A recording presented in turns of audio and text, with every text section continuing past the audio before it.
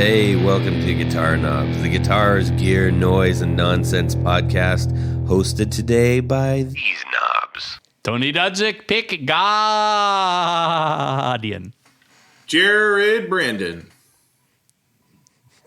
That's it? Jared Brandon. It's just going to be Jared Brandon. Okay.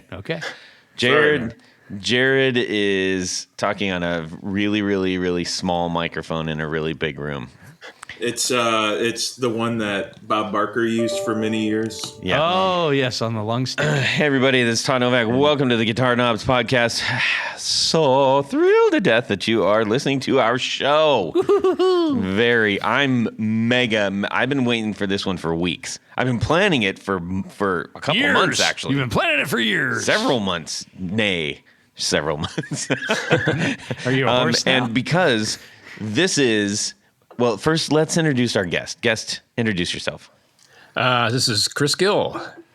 Okay. I'm a contributor to Guitar World magazine. My history goes back, I think, as I mentioned, with the Van Halen book. I just did the Eruption Conversations with Eddie Van Halen that came out 6 months ago. Also used to work at Roland back in the mid-'80s to the early '90s. Just a crazy guitar collector, pedal collector, amp collector. Man knows his way around the gear. That's awesome. You've been writing about gear for about how long? Oh my God! Well, I started. Pretty much my job at Roland when I started there was to do all their catalogs and brochures. And Roland puts out, at least at the time, was putting out about 250 to 300 products a year. Wow! So that was almost like I had to do almost like a brochure a day, and then a big catalog. Wow! And then NAMM time, I had to do all these new product releases and things like that. No pressure. So I kind of just fell into that. I mean, I might exaggerate. I think it was probably about 200 products a year, actually, that they did. But so there was that. And I guess a lot of that was my attention to detail. It was just, having to know all the features of this, that, and, having to know the competitors and what they had and that sort of thing. But I was just a gear nut to begin with anyways. I just, I was like a diehard reader of Guitar Player magazine and just... always looking at all the catalogs from every place, whereas PMI back here in New Jersey or, the Musician Supply catalog in El Cajon, California, or wherever, and just always lusting over gear, as it was. And I had a brother who was an electrical engineer, and he used to build me stuff, the Paya catalog, one of the Paya flangers was one of my first effects. So, but just always had this passion for stuff and collecting, and, I would buy stuff and it would just go into this black hole. It would go in and never leave. Well, you mentioned the interview with Eddie Van Halen, Conversations. It's called Eruption, Conversations with Eddie Van Halen. We had you on. That was in September of last year. Wow. I know. And so that's how long we've been planning this episode. And that is episode 236. Anybody new to the show, I would highly recommend going back and listening to that, because you have, from several horses' mouths what happened back in the day. So, but let's talk about right now, because right now, oh my goodness, I'm excited about this. What are we going to talk about? This is Japanese Pedals 101. Oh, Jared's favorite, and the favorite of many a listener, Including me. Including Chris. So this is going to be a good one. It really is, because there's something magical, mysterious, alluring, unattainable, and they're made of unobtainium, all of that stuff. And really, they set the foundation for basically a lot of what our modern sounds are. So we're going to dive deep. And the reason is why would we have Chris on to talk about this? Well, in the episode 236, he kind of... they were jokingly saying, "Oh, Chris has over 500 pedals," and I was like, "Oh, yeah, you're just turn of phrase." Brad Talinsky, the editor-in-chief of Guitar World, said, no, he actually really does have over 500 pedals. And I was like, wow, okay, how can we use this guy to help us all learn a lot of stuff? And this was the first thing that came to my mind, because I had just purchased the Maxon flanger from the 80s. Cool. So anyhow, he's obviously given us a little dose of why he's qualified to talk about a lot of this. And he has, he's listed off a bunch of stuff I've never heard of, which is great because now we're going to learn some stuff. So awesome show ahead. Everybody buckle up and hope you enjoy and take notes. Okay. There will be a test. Yeah. We will all fail except you, I'm sure. We need to just say a few announcements here real quick. We need to thank Rode. Yes, Rode mics for supplying our lovely instrumentation here and keeping us going every single week. And a big shout out to our pal Nick down there at Rode. Hey, Nick. I also wanted to share a couple things. First of all, I got a nice little note from somebody on Instagram. It said, this is from Vinny, not my guitar, but a gentleman named Vinny. And he says, amp knowledge. It said, hi, everyone. Todd, after listening to lots of your questions about amps, I think you would like and gain a lot from the Truth About Vintage Amps podcast. Thanks for all the work you do. And I was like, hey, that's cool. I when I have some time, I'm definitely going to check that out. And I appreciate Vinny for, kind of saying, hey, there's this thing over here. That's how we all learn. That's how all of this gets all spread out. Because we like, if you like that, oh, you should check this out. And then we tell somebody, and then that person tells somebody, and then pretty soon everybody knows everything, or is enjoying their time. The other thing I wanted to point out on a slightly more, I think, serious and maybe big heart kind of note is I was contacted by David Gehring of Effects Layouts, and that he was on a previous episode. I can't access that right now because I'm talking about this, but go look for yourself. He's a super good dude making all kinds of really good stuff, and he and a lot of other builders are working on a few things right now, and it's called Pedals for Ukraine.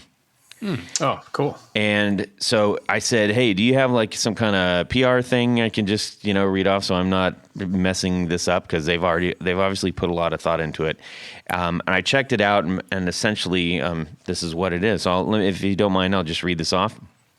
It says, we are a collective of effects pedal makers who have come together to raise money for the humanitarian causes. Auctions are ongoing for handmade pedals with some very talented builders. Here's how it works. Bidding will be done in the comments of each auction post on Instagram. The winning bidder will use the provided link to make a donation directly to one of the charities listed in the auction post. Winning bidder will provide a proof of donation to pedalsforukraine@gmail.com. Maybe you can get a hold of them, and if you have ideas or you have a pedal, or you're a builder and you want in on this, and then they will mail you the pedal. It says, we have chosen to focus on the following charities at this time. In no particular order. The World Central Kitchen. That's a good one. The USA for UN Relief Agency. And Doctors Without Borders. That's a very important one. Yeah, so this is from Pedals for Ukraine. And they've got, I believe it's Pedals for Ukraine on Instagram as well. You'll find it. Just look around. And if you can't, DM us and we'll connect you. But what's really cool is like it's not just a pedal. It's like they're making them all specifically for this. So you're going to get colorways, yellow and blue colorways, and all kinds of unique things because they're essentially one-offs. You're not buying one of like 100 or something like that. So highly recommend doing this. You're not only supporting the people who are, all the unfortunate events that are happening. You're helping humans out just like yourself, but you're also helping other humans just like yourself who love gear and who are making it for you. So please go check that out. With that, let's find out what's going on in our music worlds this week. Ladies and gentlemen, we're going to start with Tony and then kick it over to Chris. Sir Anthony to you. Sir Tanya Bolonsky. Go ahead. Well, Todd, this week was actually a fun week. A friend of mine was liquidating some items. How come we always hear about this kind of stuff after the fact? That is on purpose. That's messed up. It is on purpose. No. No, anyhow, so my friend Jeff and I had we did some trades back and forth, and he needed some parts for things, and I blah, blah, blah, blah. And he said, well, I've got some stuff listed on my reverb site. Why don't you take a look, see if there's anything you want? And so he sent me a photo of this guitar that I'd never seen before. And in fact, I've talked to several people since, and they're totally unaware of them, including one guy who is from Germany or was born in Germany. And it is an Otwin Harmony. It's like a jazz box. And it's got a single cutaway. It's got two pickups that are mounted to the pickguard, so it's a totally floating system. And this is probably from the late 50s, if I had to guess. Jeff told me he got it from a woman who said that her father brought it from Germany when he came to the United States back in the 50s. So it's really cool. I don't know why, but I imagine she sounds like Loretta Lynn. You think? My daddy bought me these things when I was just 4. It's quite possible. It's quite possible. I don't know. I didn't ask him to, give me an impression of what she sounded like. But anyhow, it's a very cool guitar. As is typical with a lot of German stuff, the controls really don't make a lot of sense. There's 2 knobs on it and then a switch that has 3 stops. And, Todd, what would you say that was? Go, wait, and stop. No. First pickup, middle position, bridge pickup. Right. You'd be wrong. Okay. So the switch is figured. The switch, and this is all I flip the guard just to see, and this is all factory wiring. And in the full chocolate, vanilla, strawberry. Yes, pretty much. Okay. So in the full down position, it goes to ground, which is off. Huh. And then in the second position, it is the bridge pickup, which is always the hardest one. And then the first cut is the deepest. And then in the third position, it is the neck pickup. And if you wiggle just in between the two of them, you can get both pickups. Huh. Now, you may be asking yourself, the 2 knobs on that pick guard, what do you think they do? Volume and tone. You'd be wrong. Oh. Because sprinkles or peanuts. It's volume and volume. Oh. No tone needed. Interesting. But it's a really cool guitar. I'm very pleased with it, and it's just one of these oddball things. There's not a lot of information. I found a German guitar website that had an article, of course, in German, and I could kind of pick through some of it. But thanks to Google Translate, you can actually open up the thing and it will translate it for you. Now, not always very good. Some of the words have made absolutely no sense. Oh, yeah. I think it was something, the word was, you would think it would be something different, but it was like impact. Oh.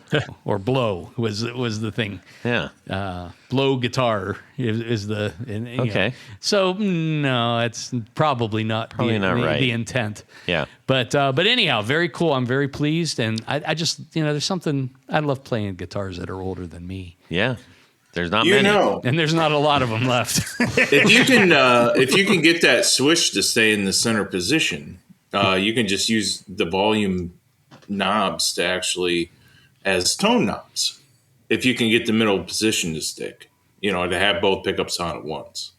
Oh yeah, how would that be a tone though?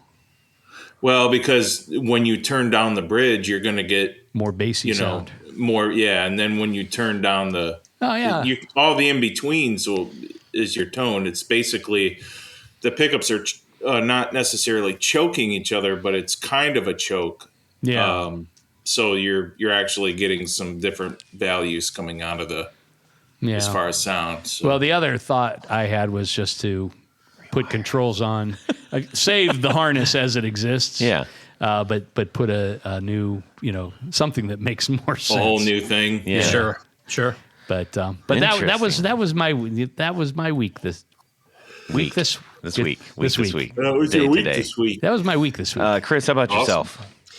Let's see. I just just getting ready for this episode. I did a little bit digging around, and we'll talk about this a little bit later. But it was I had to get something that came out in November by Free the Tone. It's called what is it called? Crunchy Chime. Ooh, that's like completely. Those words are like sounds delicious. That's my favorite flavor. Is crunchy chime, and I couldn't resist that. So that arrived in the mail here just recently, and also I have a bunch of EBOs, and the one that I'm missing is the black one with the white logo. And that's on the way. Actually, it hasn't shown up yet, but I'm just waiting for that one because I'm looking at these EBOs that I haven't said, I'm just missing that one. And me being a collector, it's like you just got to have the whole collection. Now, we may have some listeners that don't know what an EBO is. Can you talk about that a little bit? To the best of my knowledge, because these things are like wrapped in plastic. It's just like this. What do you call it? It looks like a pickup that you hold over the pickup. It's kind of bent in this kind of a V shape, but it's basically a string driver, which I think it's basically my best guess, and I've never opened one up and never done the surgery, and I don't know anyone who has, but I think it's some type of magnetic spinning device or something on a motor or something. I don't know, but it basically just causes it's like a violin bow, electric bow. Yes. EBO? Yes.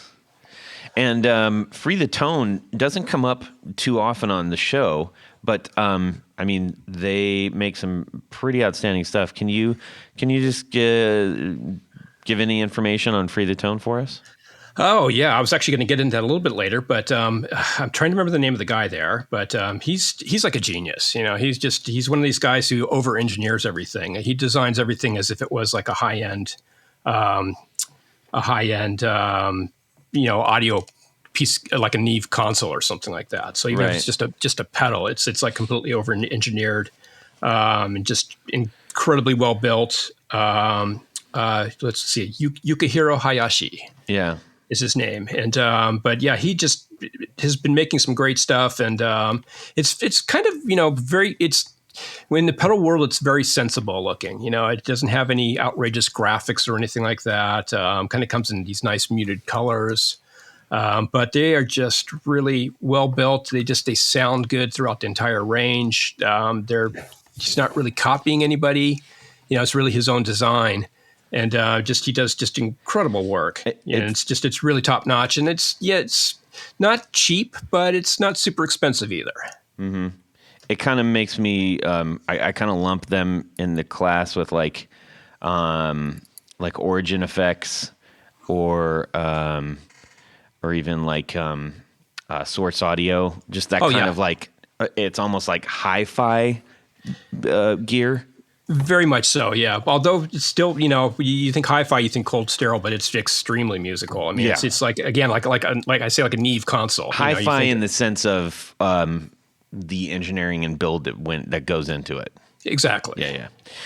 Cool. Well, that sounds super fun. Jared, how about yourself? I was in Ohio a few weeks ago, and I brought back a bunch of guitars.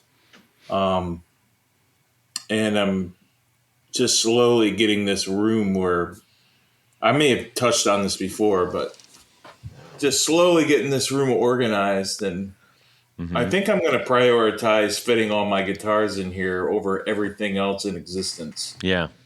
Because I think this is the last place I'm going to be for a long time. So it's kind of like the guitars have to stake the claim to the land in this room. What have you considered like getting some slat board, some racks, or something, and doing one wall up so you can hang them there? That house is not; those walls are not built for that. It's like not. Loads of windows, this big tall A-frame stuff. He'd be better off getting some like swing tree racks or something like that. Okay, yeah, something like that. So I'm working it out. I think I need to bring another piece of furniture up here. But right now, Jared he was working on the wet bar in that room, and he's actually under the sink, and I think he's a little bit stuck. He might be there for the rest of the thing. That's why it sounds like that. He was trying to fix the leak. Microphone? Yeah. So cool. Well, so Chris and I were in the crew was talking a little bit earlier because ask me, Tony. Why, Todd? Well, because it's my turn to say what's going on this week. And I got a lovely box of goodies Chocolates? from Did you get some chocolates? It was from Joe Halliday over at Hello Sailor. Hello, Sailor. Yeah, and he sent me a customized, very as only he can do, extremely customized, one-off awesomeness of a fuzz face. Fuzz face. Which I have never played. I've never been interested. I've never touched them, and I will claim some ignorance factor to that. They just haven't excited me for any reason. And he sent me this one. It's black and gold and the whole 9 yards. And he did a whole bunch of crazy stuff to the insides, and there's insane NOS stuff. He gave me a list of all the things that he did, and I plugged it in, and I was like, hello, Dolly. Okay. Now I gotta learn everything about fuzz faces. You're a regular Jimi Hendrix. Oh man. Well, one of the reasons that I hadn't gravitated towards those is frankly because I've always associated them with maybe a specific sort of 60s kind of fuzz and Voodoo Child and all that stuff. I'm like, that's not what I do. So I don't want that. And it's old. It hasn't caught up with us and all kinds of nonsense, right? I'm telling you, oh man, that sounded good on that Marshall. My goodness. Mm-hmm. And especially with the new pickup, the new Brandon One pickup that's specially made for me. And I think he's going to make a bunch more of them. I was blown away, and I was like, okay, because Joe made it, I kind of know what's in it, and I kind of, so I want to find out. I dove into starting to learn all about that. And so I'm going to try to get a couple and just kind of compare them and stuff. And I thought, and as I was trying to learn more about it, I determined, well, from a sound standpoint as well, not just like the history of them, that if I, did that, and maybe even based on a couple of the other pedals, we maybe start doing a little bit of listen to, doing some demo-y stuff, for our YouTube channel, which really right now just houses each of our podcasts every week.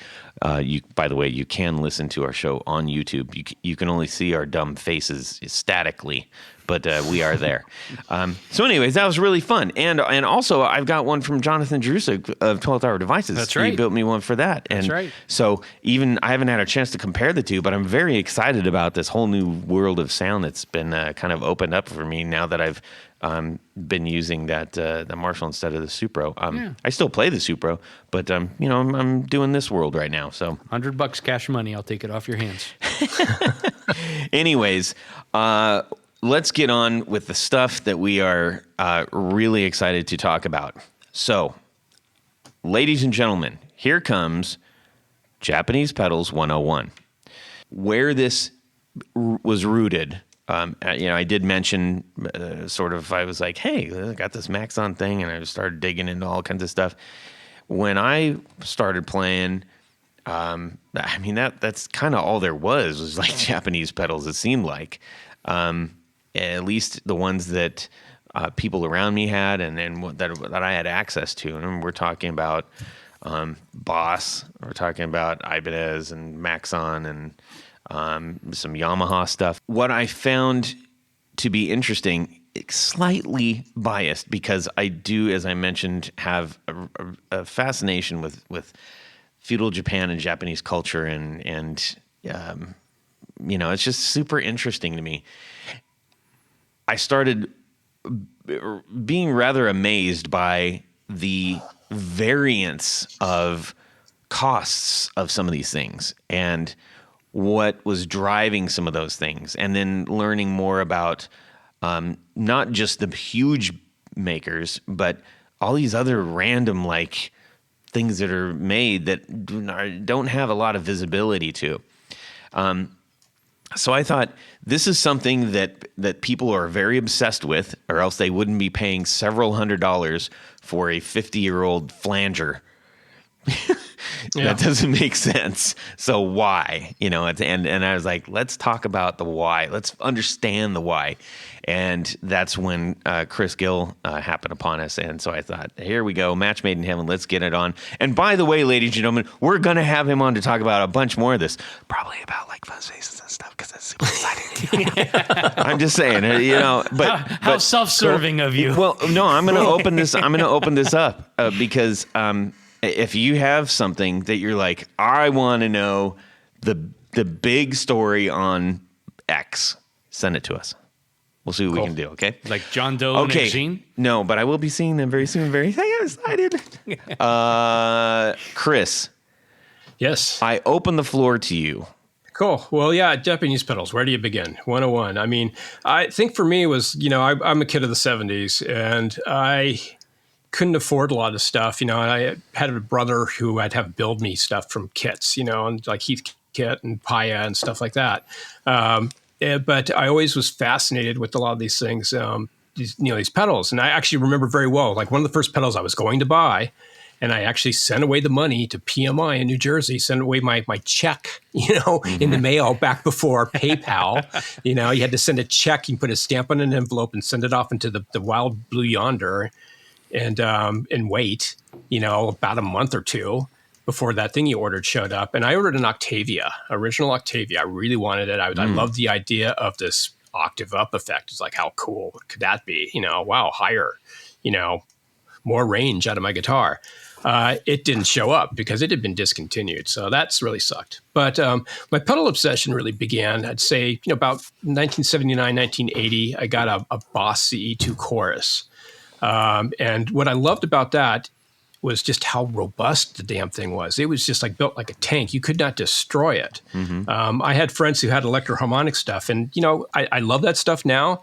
But back in the day, I just thought it was cheap junk because it was in that those thin bent steel boxes that you stepped on it too hard and it got smashed, and you had to really pamper them, and I just thought the quality was there, and that kind of started off down this whole journey. But I guess, to kind of bring it out of my perspective is just, I think one thing about the Japanese is that they pushed the envelope rather early on. I mean, we know the whole history in the 60s with, the fuzz box, the Maestro fuzz box and the FC1, we also had the Yarman tremolo, before that, which you can't even call a stomp box. It was just this device that you plugged between your guitar and your amp and had an on-off switch that you had to operate manually. But there wasn't much out there, and it was all pretty primitive. And I think one of the first, and I can't say the first in that type of hyperbole necessarily. I'm sure there might have been other stuff before it, but the one pedal that stood out to me was the Univibe. Here was something advanced and really different. It just wasn't a distortion. It wasn't a wah filter or something like that. This was something that really did something crazy with the sound. And of course that came from Japan. And I kind of always looked at them, then later on we had, the Boss chorus, I got the CE2, which is the second chorus, but there was the CE1 before that. And I actually played in a punk band in 1980 and had one. And it was like, wow, this one's actually even better than this little box I've got here, but it's huge, and I've got to plug it into the wall, or whatever. And it was just like, I just, I'm going to stick with this little guy here. But, that began an obsession. But I think it's fascinating because it's, I ended up working for Roland in the mid 80s and learned a lot about the history of the company then. And of course, working at Roland, you get to meet, at the time when he was still alive, Mr. Ikutaro Kakahashi, the genius behind that. And of course, he had a company that was before that called Ace Tone. And, Ace Tone, of course, invented the drum machine, basically. And they also had a bunch of really cool pedals, including some fuzz pedals. There was also a fuzz wah And I think that was one thing that was interesting is that I don't know whether he was the first or not, but he was among the first to do these combined effects in one box. We saw that later in Roland with the double beat, which was the wah fuzz. We saw that with the jet phaser, which was fuzz and phase shifter. So I just saw that Mr. Takahashi was very visionary with this type of thing. So that was just kind of, the big beginning of my fascination. Of course, there's been other companies that came up. I mean, obviously Maxon came up in the 70s as well, and, Boss's wake. The Tube Screamer changed everything, but everybody figured out the Tube Screamer after the good ones, were out of production, basically. It was kind of an interesting thing. But and just before you go any further, you mentioned the Tube Screamer. I'm sure you're going to mention, I'm sure Ibanez is going to come up right after that. Just for clarity, which came first, the chicken or the egg? Maxon, Ibanez. Oh, it had to be Maxon. I mean, Ibanez was basically, Ibanez, it's funny because I just did a deep dive into their history, but I had to turn it into a 3,000-word story for Guitar World here because we don't have room to write long stories anymore. But that was something that came up, and I think it was Maxon first, and then Ibanez just, branded. It's kind of like also a lot of the Ibanez guitars were actually made at Fujigen Gaki. We referenced it like GMC and Chevy.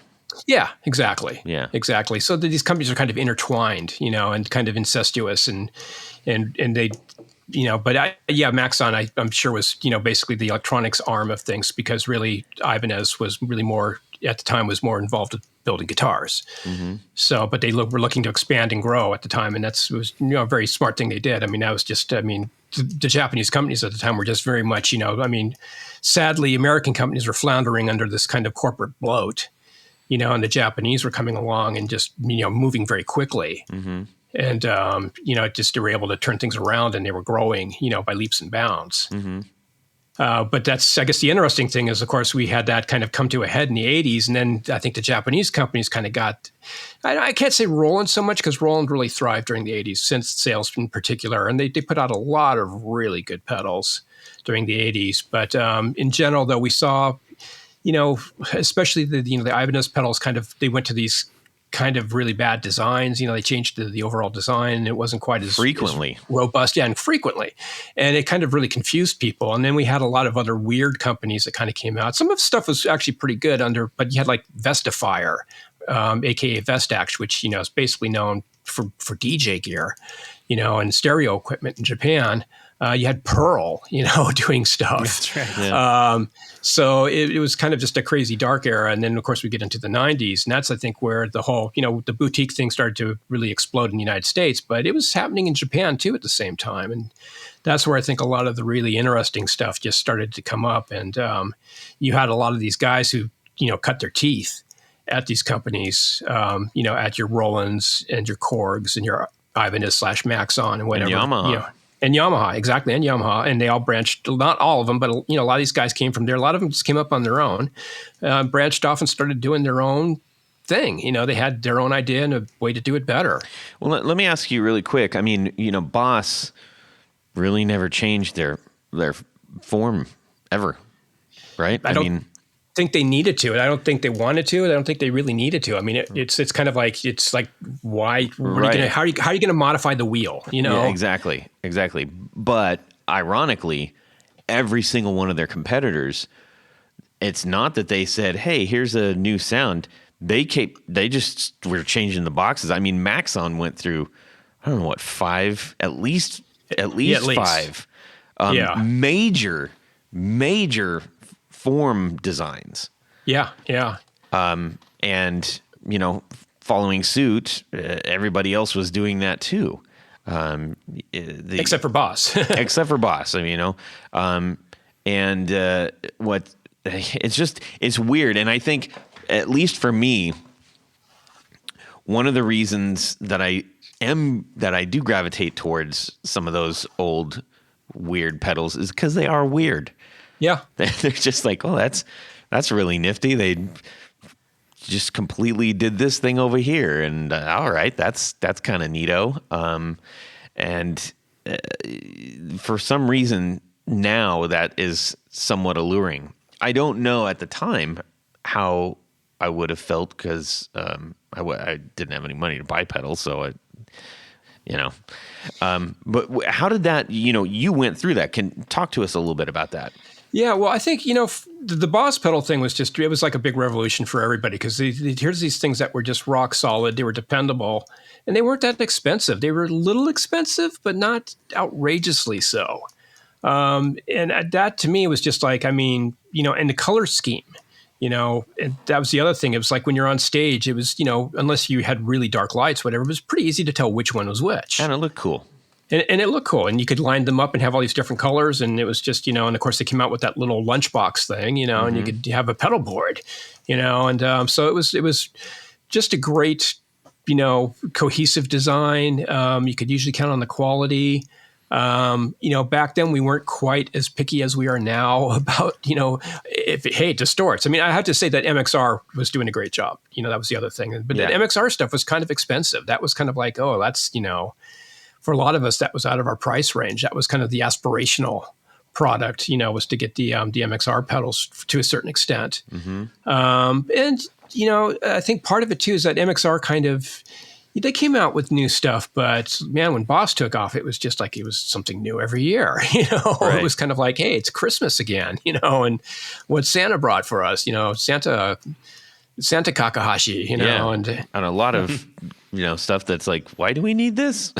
Yeah, well, like the slow gear pedal. That's the thing. And again, here we're getting stuff that we didn't even know we needed, but we wanted it, and the slow gear, that was like kind of a weird sort of attempt at doing sort of a backwards sound. And they had a vibrato pedal, which is really cool. I have one of those, and it's absolutely great. It just sounds trippy, it's wonderful. I imagine that for a lot of maybe more active / touring / pro artists that were still using pedals and maybe not yet getting into like rack gear yet, that being able, like it'd be the difference between saying, I can get these pretty much anywhere, and I know everyone is going to sound exactly the same. If I break it, I put a new one on, I won't know the difference, as opposed to some of the other options out there that could very well have quite a few variables in them, especially like the old electro-harmonic stuff. I was going to say that's electro-harmonics was just like, my gosh, what week is it? Because it's like they just, I can remember that. I can remember some of my friends would have stuff, and like one guy had a electric mistress, and another guy had another electric mistress, and they didn't sound the same. And like one guy sounded better than the other. And it's like, and you didn't have the time to go down to whatever store and, try out a bunch of different ones, or, a lot of times they were in the same shipment. So they all sounded pretty close, but you didn't have the, people with the patience to let you go through a bunch of pedals. Like you want electric mistress, they slap it up and here, take it, give us your money and get out of here. But yeah, that's, the thing was very consistent. I think that was the thing. You kind of got this MXR quality, and this robustness, but it wasn't quite as expensive as that stuff. And again, they had a lot more interesting stuff. MXR stuff's great, but it was kind of sober. It was kind of very. That's a great way to put it. Yeah. Boring is a harsh way to put it, but yeah, it wasn't really boring because it's good. It was very, it's functional, meat and potatoes, functional. Yeah.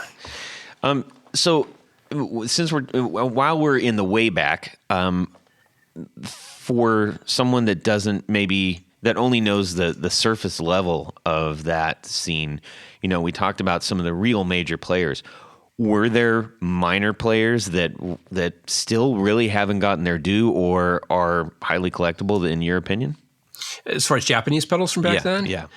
Oh, gosh, yeah, there's a bunch of stuff. Some of it was stuff that didn't really make it over here, but now you can find, again, like some of those older Maxon pedals, for example. Mm-hmm. That's you didn't really see those over here. Even a lot of the Ibanez pedals you didn't really see for a long time.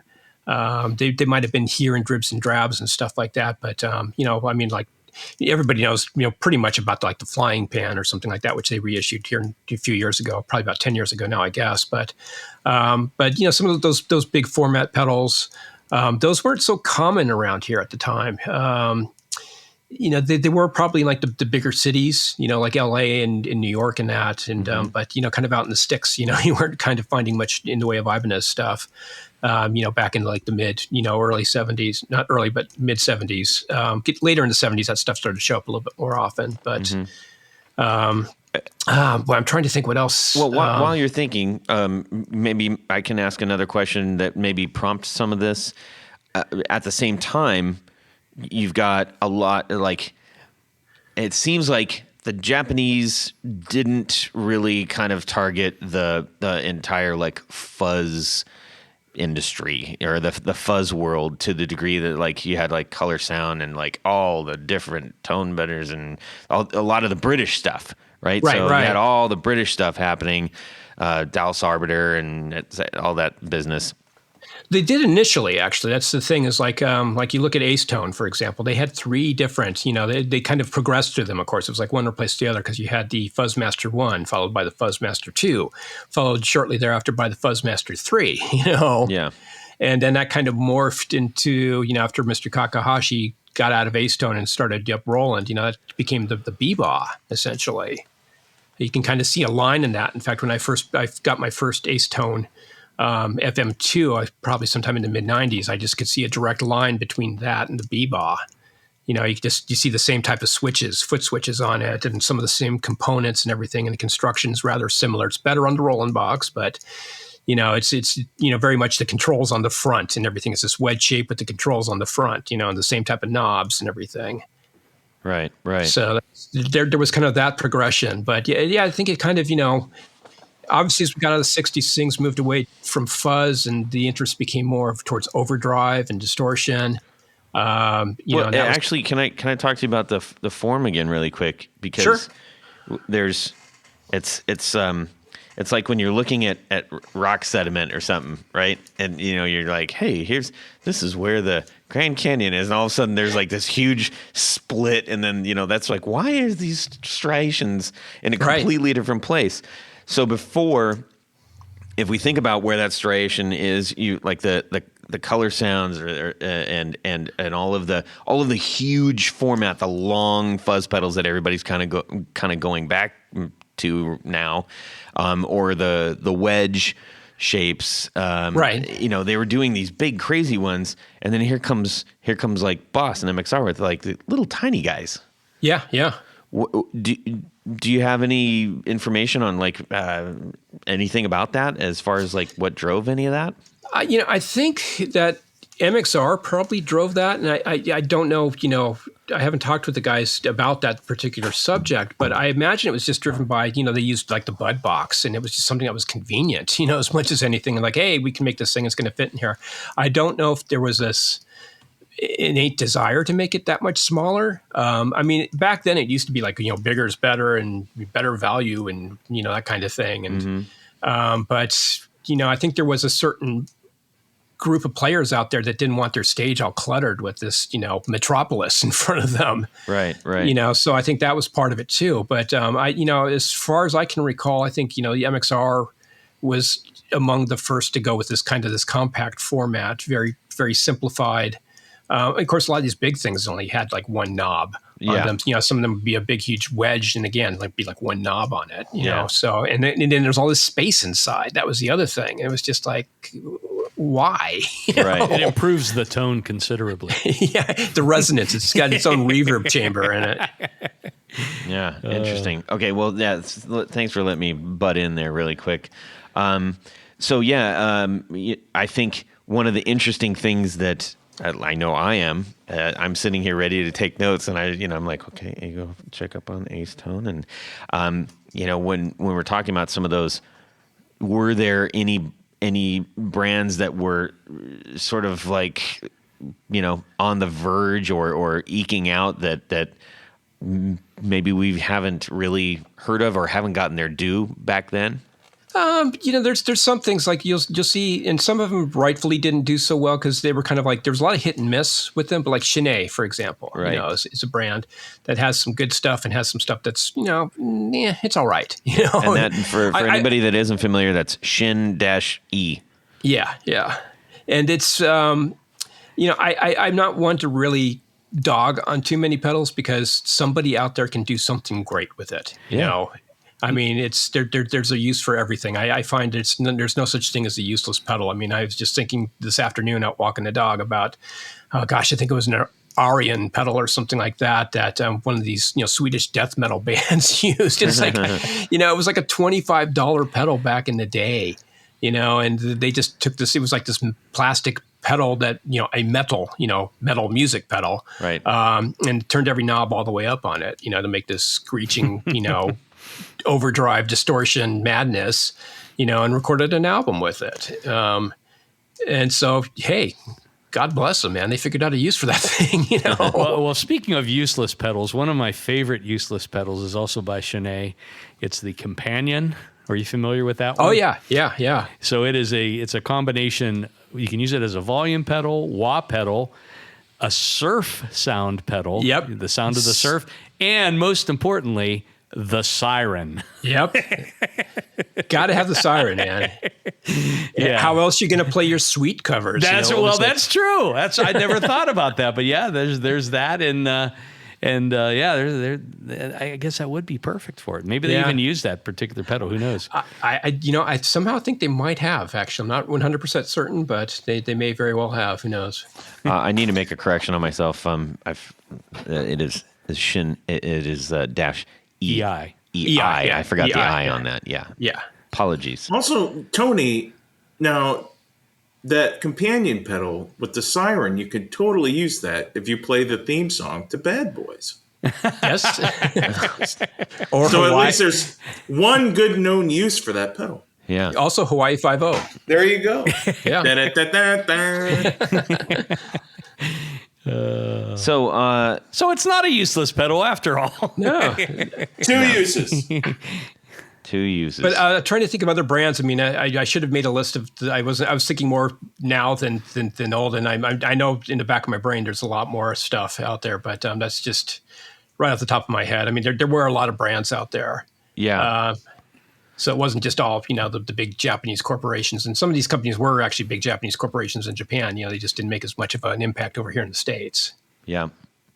Well, and that's how it. You can stumble on those every once in a while. You're like, what is this? If you're looking in the right places. So get out there and look, everybody. Especially garage sales with old folks, because a lot of guys, again, surf bands, hey, it had the surf sound on it, so, hey, wow, we can do, Sloop John B or whatever. And start off with a nice, wash of white noise. Let's find out. So get us into the future a little bit. You started to dip into the 90s a little bit. What was happening then? 90s, you start to get the breakout. You start to get a lot of these smaller guys coming to the fore. For me, like the company that kind of opened my eyes up was Bright Sound International. And they made this pedal called the Bixonic XPandora. And it was a tuna can. It was basically like a tiny fuzz face. Yeah.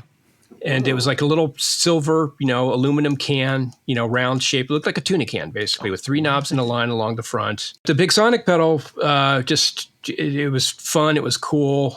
Actually, the guy who distributed here in the U.S. was a guy who was down in Chattanooga, a guy named Bruce Barr, unfortunately, who ended up in an automobile accident and getting killed very sadly here around about 20 years ago. And he actually handed over the reins basically to Godlike, who distributed it. And of course, Godlike brought in a bunch of really cool Japanese stuff.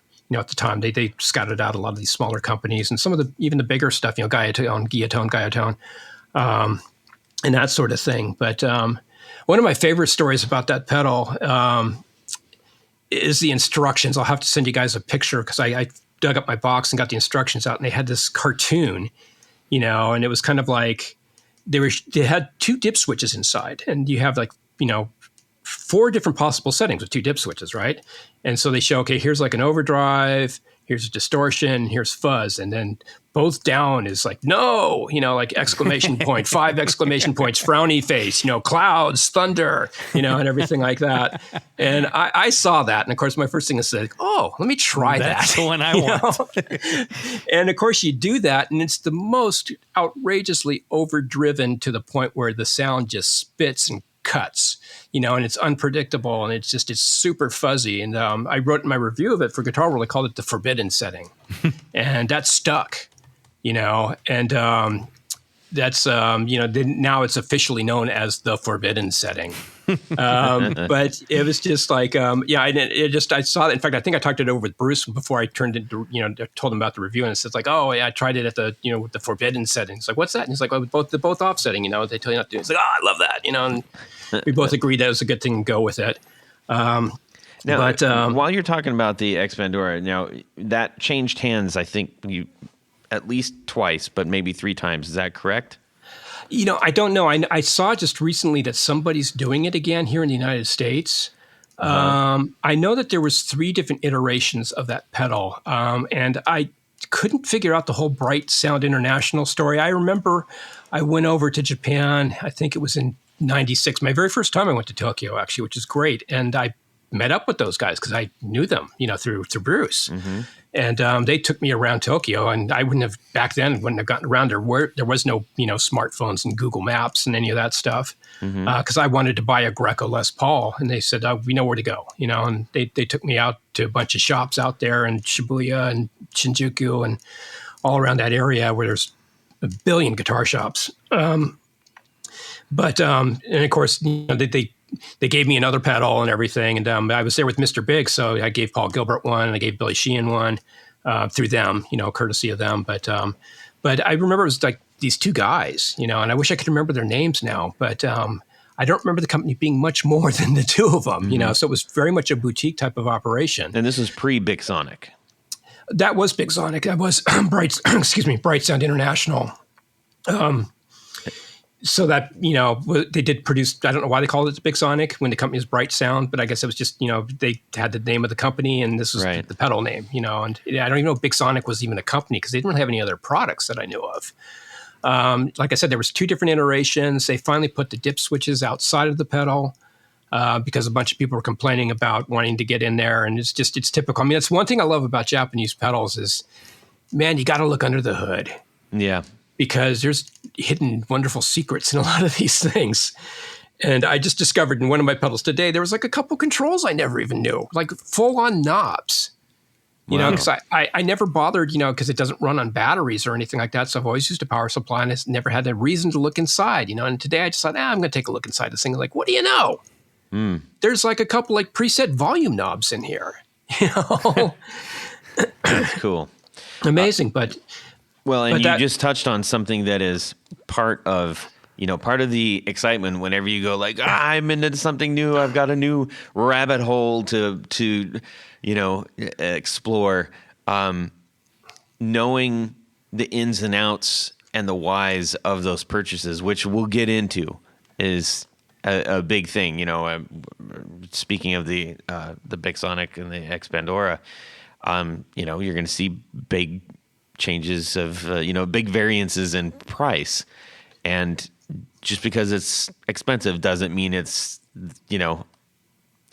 what you think it might. So it's just we will get into that later. I'm sorry, but you just touched on a very important factor. I just don't want people to start clicking, going like, I'm gonna buy it. Wait till the show's over. I mean, the great thing about the XPandora, of course, a lot of people know about Billy Gibbons using it, and he had back on ZZ Top's tour that year, he had 6 of them. He had this little African kind of like, it was like I don't even know what it was, like a stuffed armadillo kind of thing. Like there was kind of this armadillo head god sculpture thing with like 6 of these things lined up. And of course it wasn't plugged in, but Billy always has his mythology. So of course, that's the secret of my sound. I go through 6 of these, And, I remember this is the greatest thing of that experience because I was helping Bruce out was Super Bowl Sunday, and ZZ Top played the Super Bowl that year. Wow. And I was on the phone with Billy, before he's going to go play the Super Bowl before millions of people. And we're talking about how to get attention for this dang little pedal.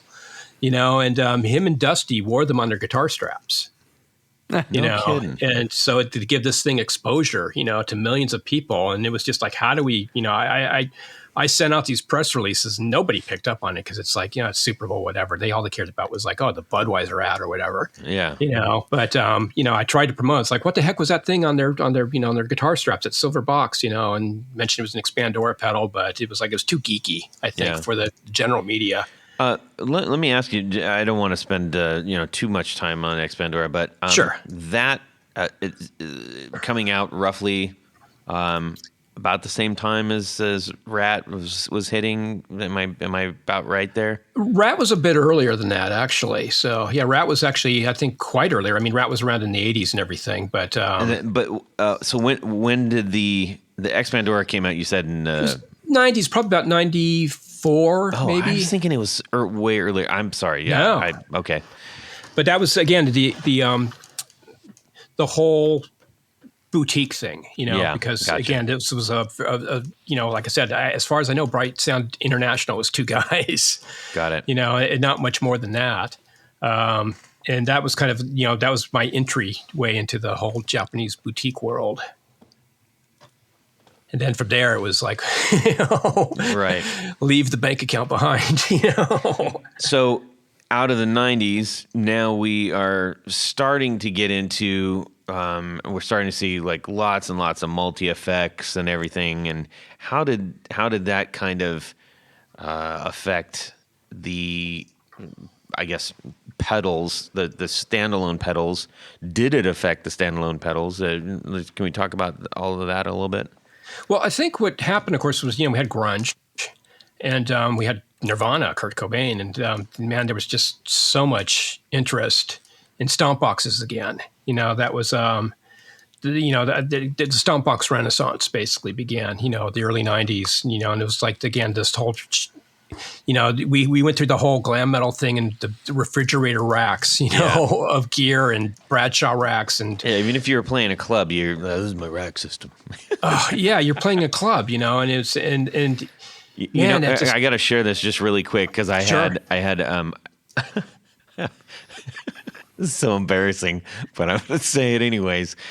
When I first started out, I had a PV, I think it was a Special 130. Right.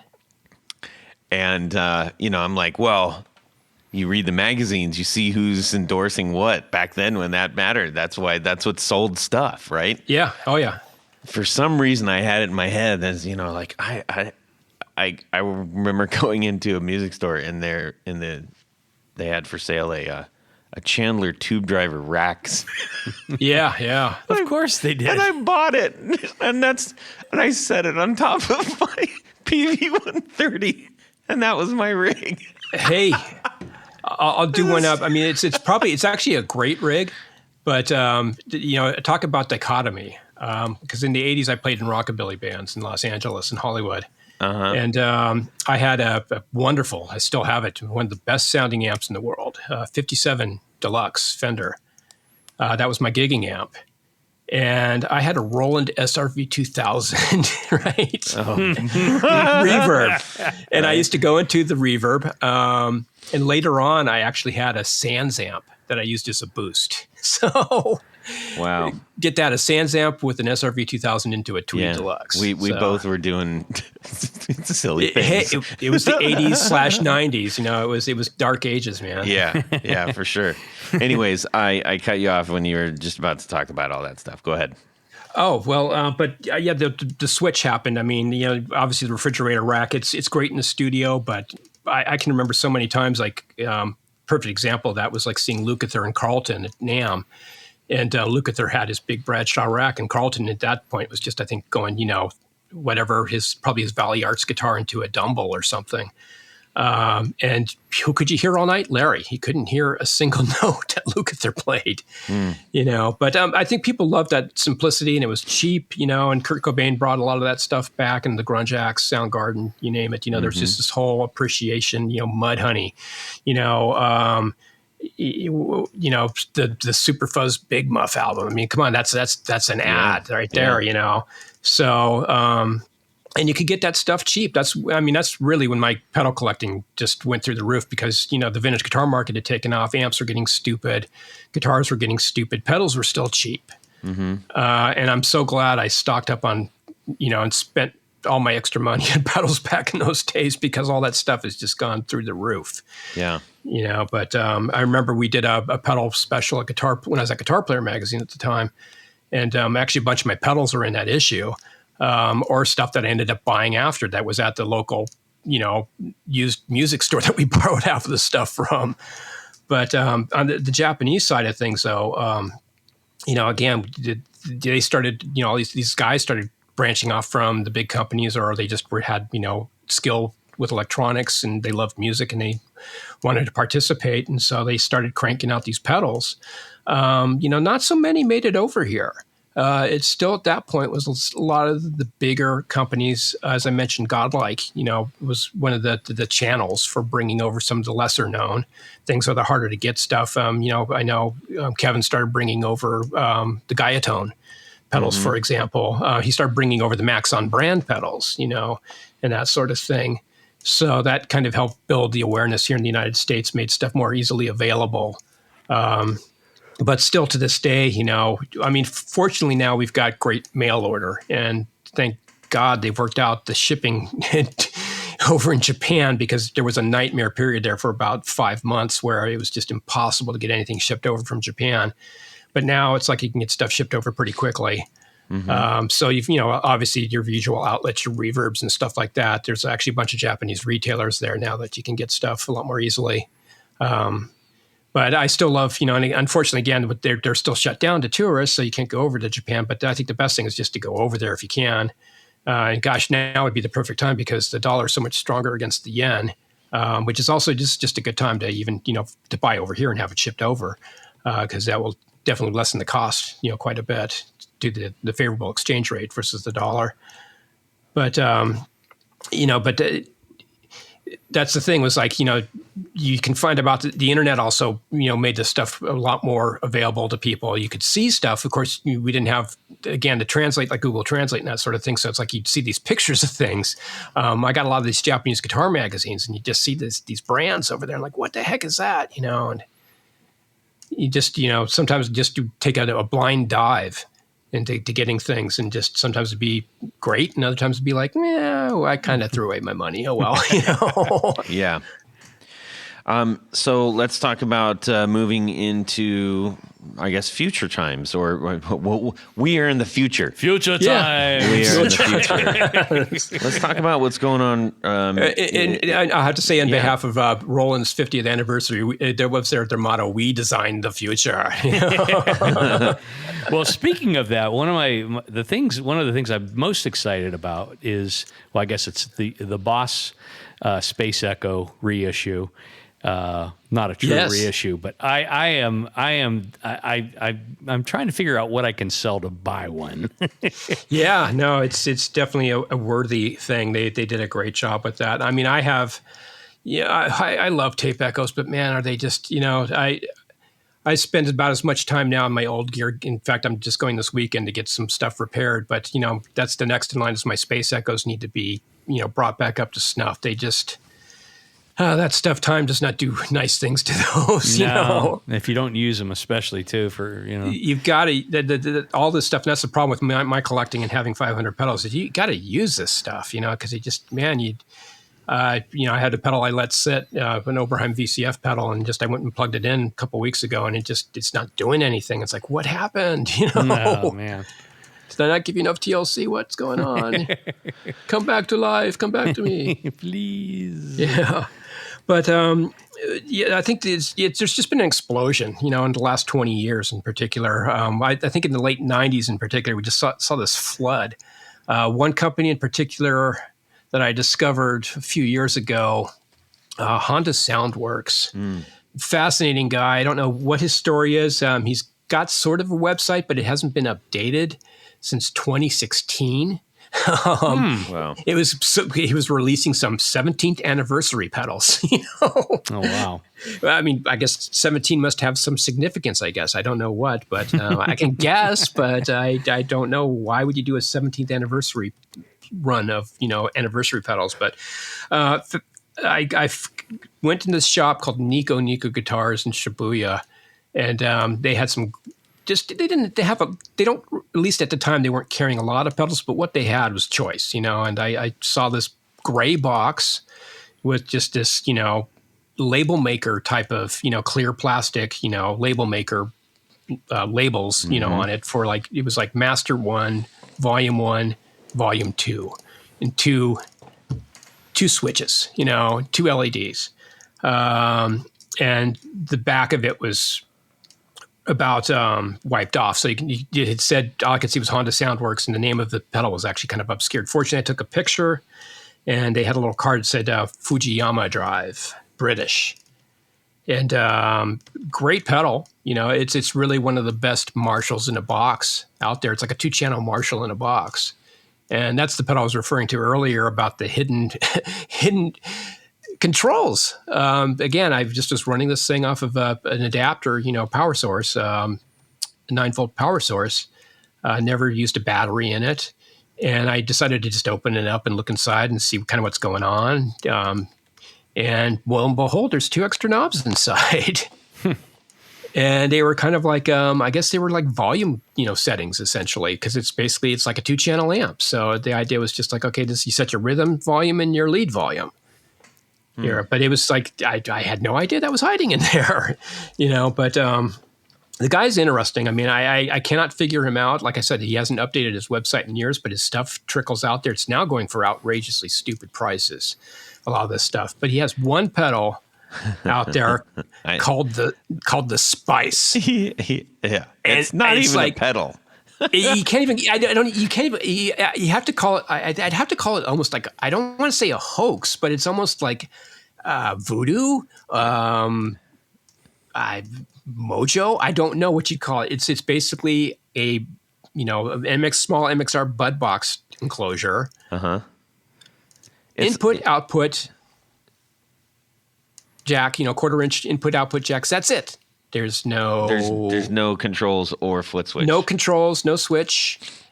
And then I was like, what the hell is this? It's like, what is this? There's no power jack, nothing. I'm like, what does this do?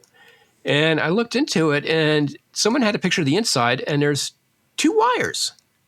Just like basically 2 little 1 1/4-inch pieces of wire jumpering between the input and the output. It's basically like, I need an extra 1.25 inches out of my pedal, out of my chords, I guess, But I guess the story is that he got some old Neve console and stripped the wire out of it and cut pieces of it out and stuck it in this box. Weird. Now, why? I don't know. Right. What does it do? Who knows? Does it make any difference? I doubt it. I mean, because basically whatever you get, going on, it gets tempered by the cable going out of it, So yeah. And these things sell for like $200, $250. Yeah.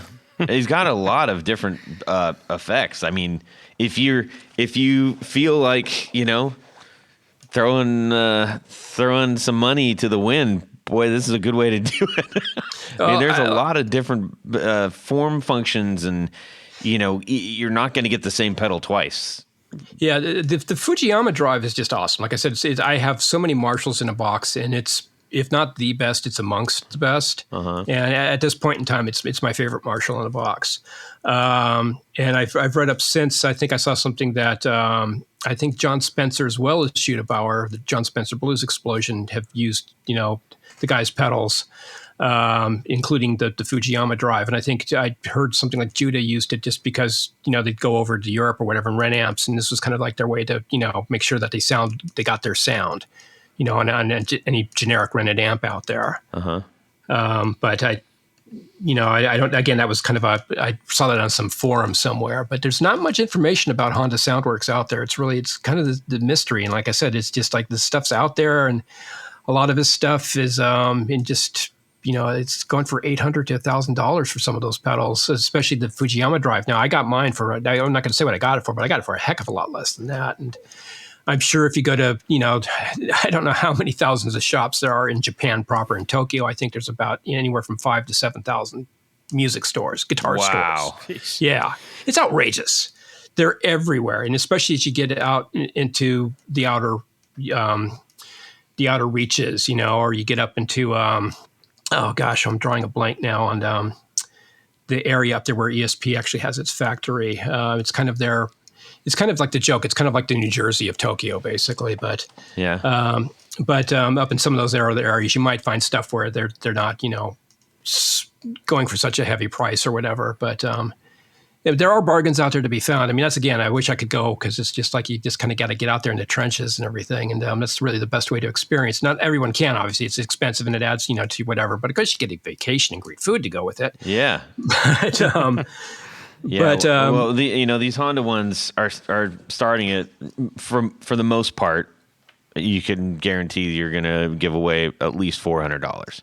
Yeah, and that's on the low end of things. I think it's because the guy just is kind of vanished. I mean, I don't know. He must be out there, but I think I saw something. He was at one of the amp shows here a few years ago, like in Nashville or something like that, and there was like kind of this really cheap kind of tin can version thing, like held together with rubber bands. Somebody called it the Fujiyama drive, but it doesn't really have. It only has one foot switch, not two. And it almost looks like one of the like a bellhop bell.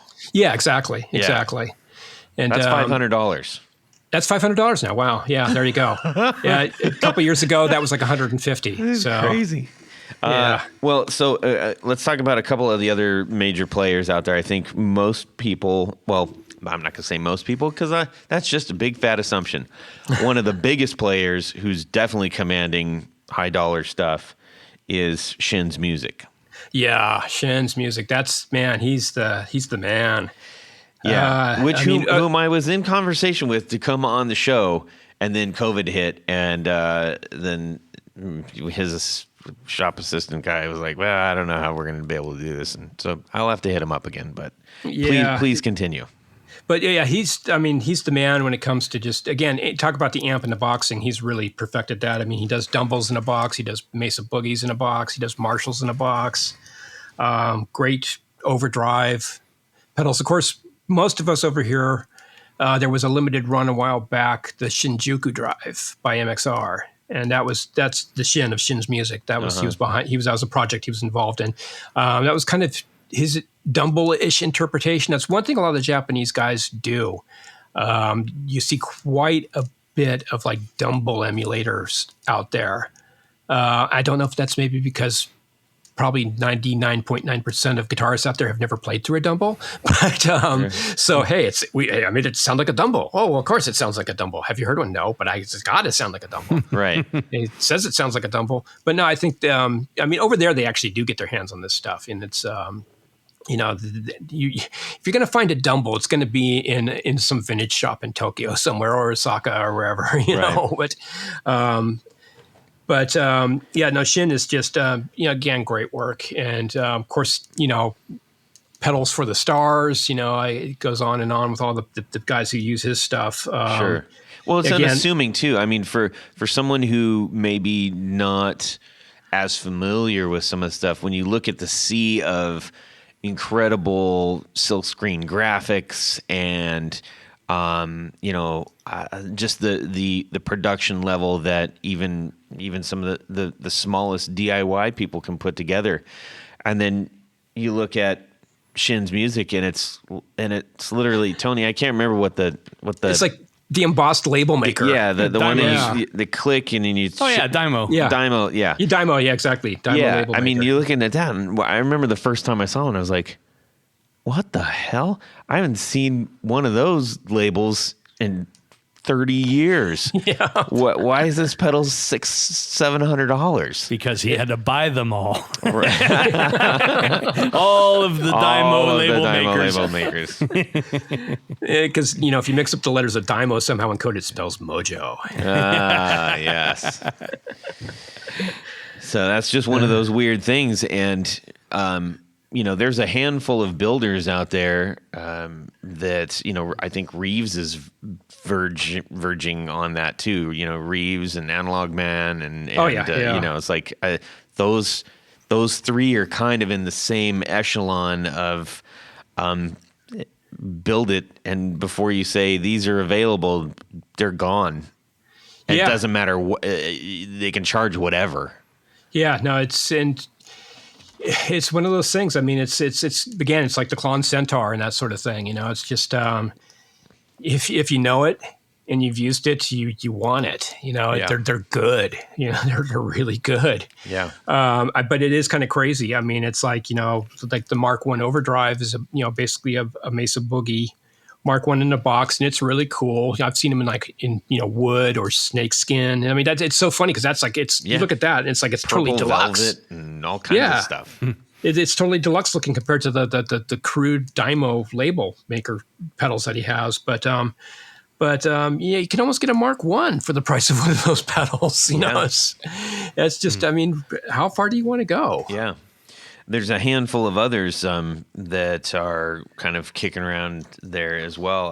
I know one that I found was Katana Sound, and I have never played one. I don't know squat about it, but I know that there are a bunch of these pedals where this guy basically said, I'm taking the best of the West and the best of the East in Japan and putting them together, and this is what I got.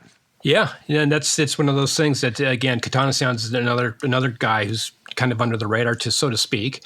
That's one of those, his stuff doesn't really make it over here. I guess imagine it's a he. I don't know who's really behind it. I'm sure it's a he, but there are stores, that you can go to in Japan.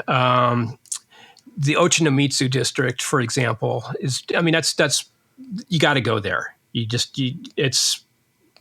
I don't even know how to explain it. It's just wall-to-wall guitar shops. It's like about 2.5-3 blocks of guitar shops, and it's like you have the main drag there in Ochanomizu, and then you have off on the side streets. There's a bunch of little shops too. There's a store like right when you get out of the main. There's a train or subway station, and right at the big corner there, it's called the Big Boss store. It's actually owned by ESP Guitars. ESP owns actually, I think, about 4 or 5 shops just in that area. Wow. Actually, upstairs, right in the building right next to that, they have a guitar building school. And I actually went to visit there once. I was invited by ESP over there, and it was wonderful. There's like about 50 young people there, male and female, building guitars. And a lot of these people are going to go to work, for not just ESP, but for the other Japanese guitar companies too. And it was kind of like this apprenticeship program. And it was really cool because they also really stressed creativity. And it was like design your own guitar and build it.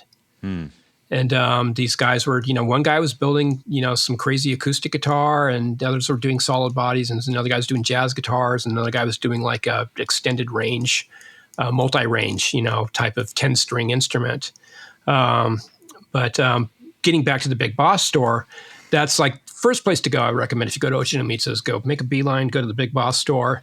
There on the ground floor, they have you're just overwhelmed with this display. If you go into the right part of the store, because it can get confusing, there's multi-floors and everything too. That's the other thing. It's not just, a little storefront, but a lot of these places have like 5, 6, 8 floors. But on the ground floor there at Big Boss, off of the main drag, when you go in, they just have, it's like a rainbow. It's just all these pedals, and it's like tons of stuff you've never seen before, at least if you're a Westerner going over there. Amazing.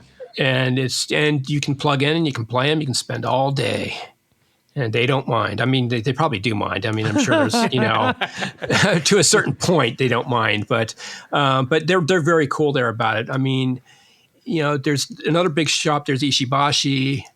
They've got a couple storefronts there. It depends on the guy you get. Some people are really cool. Other people are kind of like, they're a little standoffish. It's almost like a Guitar Center type of deal at Ishibashi. Right. But the Big Boss store is just really cool. And then of course there's all these other shops you can pop in and look, and there's used stuff, especially if you're looking for used Boss or Max. Can you bring stuff over there? Yeah, you can bring stuff over, especially if you want to bring stuff to trade or whatever. Yeah. Oh yeah, definitely. Yeah. In fact, it's highly encouraged. That's encouraging because I'm encouraged to go there. Say if you're going to do that, well, it depends on what you want. Of course, you have to go to a store that sells used stuff. I don't know if Big Boss does used stuff. I don't recall them selling anything used. I think they're all pretty much new product. But there's plenty of stores there in Ochanomizu. But over in Shinjuku, over in this area, I wish I should have written all this stuff down, but it's like the Koreatown area of Shinjuku, and it's like right around the corner. There's like a overground train, and the train and the subway is kind of interchangeable. They all you have overground or the underground, and you can ride around for cheap. You buy what they call a Suica card, and it's just it's put some money on there, and it's just whatever they figure out your fare, and go. But you go basically, you get off the station, you go down and around the corner, and there's this little tiny street, and it's packed with all these great stores. And one of my favorite stores, and this is a big seller on Reverb now, called TC Gaki. And TC Gaki is Japan guitar and effect pedal heaven. They are a bunch of guys, again, who came out of a lot of them came out of ESP guitar or Ibanez, and they work there now.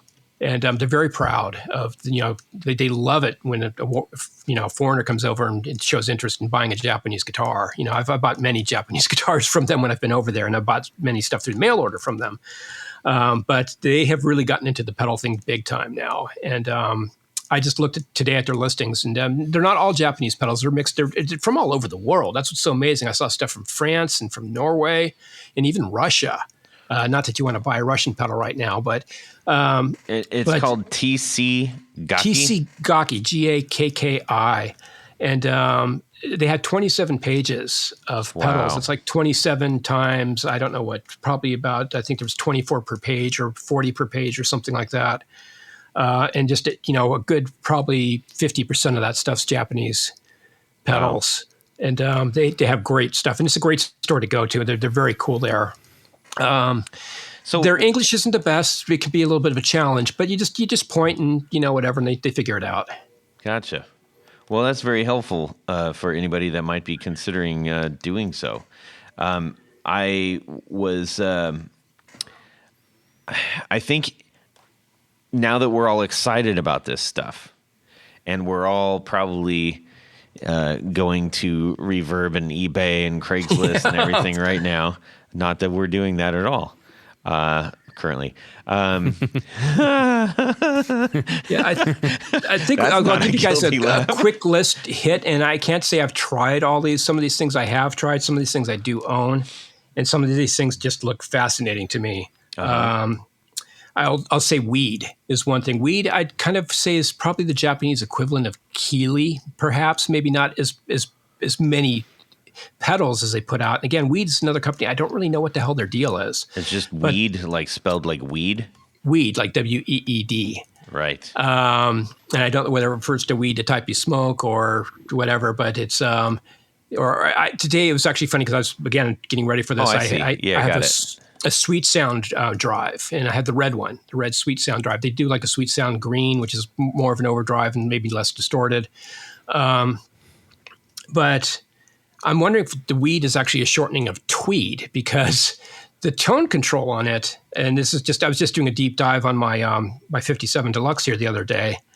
It's like the tone control on my 57 Deluxe, where it's not just a tone control, but it also does other stuff, where it increases the gain as well, and it interacts with the volume, the gain and the volume controls in a very interesting way. I love that. I record with that a lot because it just does one of the most beautiful singing, violin-like lead tones. Interesting. It's those you can, if you shop around, you can get them pretty cheap, or you can pay a hell of a lot too much for them. Yeah, a couple of $100 it looks like. I mean, you should be able to, if you look around, sometimes you can find them for 150, 175, and if you can find someone greedy, he's going to sell it to you for 350 or 400. So right. That's kind of the challenge with a lot of this stuff, is the prices can vary quite a bit. Let's talk about that a little bit. I think that'll be a good way to sort of send us off into going to explore on our own. What are some of the things that drive the cost of, whether they're new pedals, that some of the ones we've been mentioning, or maybe more importantly, if you're going to dip your toe into something that is not totally unfamiliar, but you're like, I've heard of Ibanez and now Maxon, or you're familiar with Maxon, or even an old Boss pedal. What are some of the things to consider when purchasing?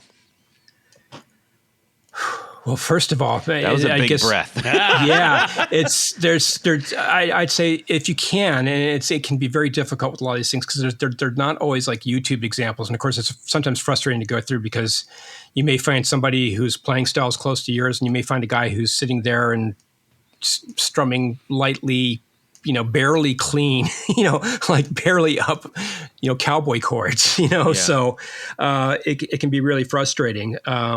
But boy, it is. I'd say TC Gaki is actually a very good place to go because they have probably the best descriptions out there.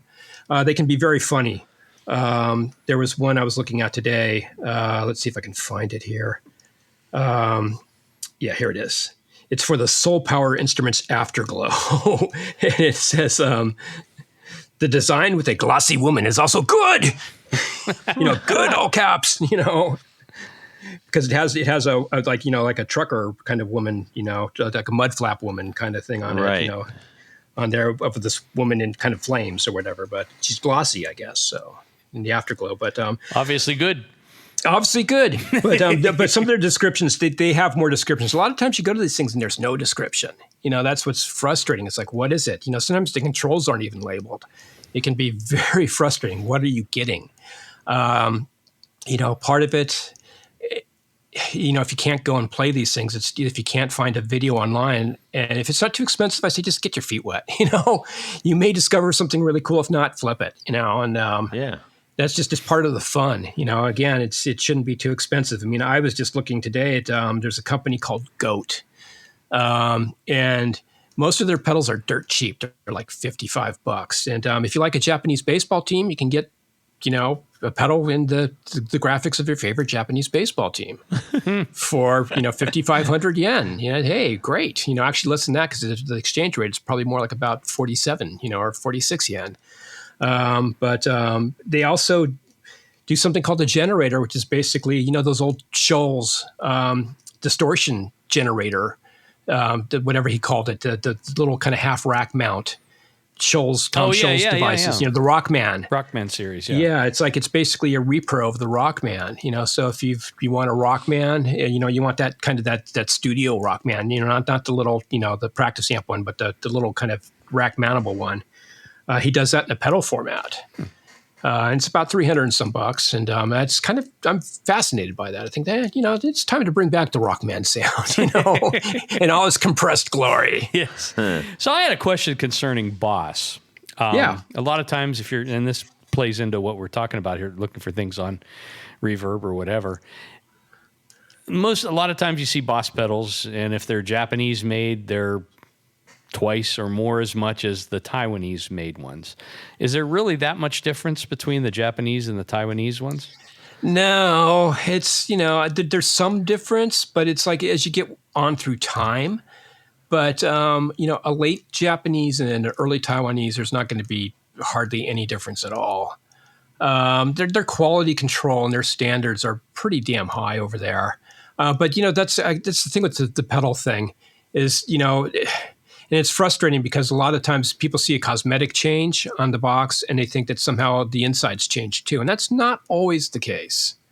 Sometimes it is, sometimes it's not. Sometimes it can be like electroharmonics and you can have $5 that look identical and they're all completely different inside. But, in general, that kind of I would, I wouldn't sweat it too much. Maybe if it's an old OD1, there might be some differences, and if you're that particular about it. But, we can all get so particular about stuff. And when you're playing out there for an audience or you're recording, if you're in a recording studio, half the time you're carving away a bunch of that stuff anyways. Yeah. By the time you get to the mixing process and everything, so. Well, I think that one of the interesting things about these, especially the older pedals, is that, look, a lot of us don't have, I don't know if I'll ever be able to afford a vintage guitar. And by vintage, I mean sure, pre 70s even. Yeah. That's just not in my wheelhouse. I'll leave I've you got one 3 in my kids. will. Thank you. You should leave me more than one. But I'm going to take your generosity and double it. But this is a way to get into something that you're excited about, that you have interest in, that is, slightly unobtainable. But, that's kind of what got me excited about. Like, I was just looking for a flange, and then I stumbled on this thing, and I was like, I saw a demo of this Maxon flanger. I was like, man, that sounds really good. Yeah. And then I went looking for one, and I said, well, I could get a reissue, or I could get this one right over here that's, coming from Japan, never left Japan, and is early 80s. And I was like, yeah, that sounds awesome. Let's do that. And that was just sort of an extra neato factor. Oh, it is. Does it sound different? Probably not, but it's just collectible, and it made me feel good about that. That's the key to it. I mean, it's funny because you mentioned that, because it's like, I can remember, like, I bought, years ago, I bought an Ibanez FL9, the yellow flanger, and I found it in a Russian pawn shop in Manhattan, down in the Lower East Side somewhere, for like $20, and it's just like, yeah, it's $20. Geez. I'll just take it. I don't care if it even works. I can use the box for a project or something for $20. You didn't haggle with them? Come on. Actually, I probably did haggle with them, but I think it was probably $25 and I got it for 20 or whatever. Yeah, I had to go somewhere. So, but I got the reissue here a few years ago and put them side by side and did my own little blind taste test. And I really couldn't hear any difference. There wasn't that much difference. Now, with other pedals, sure, it does happen from time to time. I can say, the Roland Jet Phaser, there's that one that came out just recently. Yeah, they're expensive. I mean, that's the thing. I'm kicking myself because I didn't buy one back in the day, because even back when I started collecting pedals, the Jet Phaser still was just expensive. Back then it was probably $175 or $200 or something like that, but it was just like, I'll just wait till I find a cheap one. Well, I never found a cheap one. So actually, but some of the reason that goes into it, we were talking about earlier, the form of it is unique. Yeah, but the sound is too, because the thing is, I finally splurged, and I now have 2.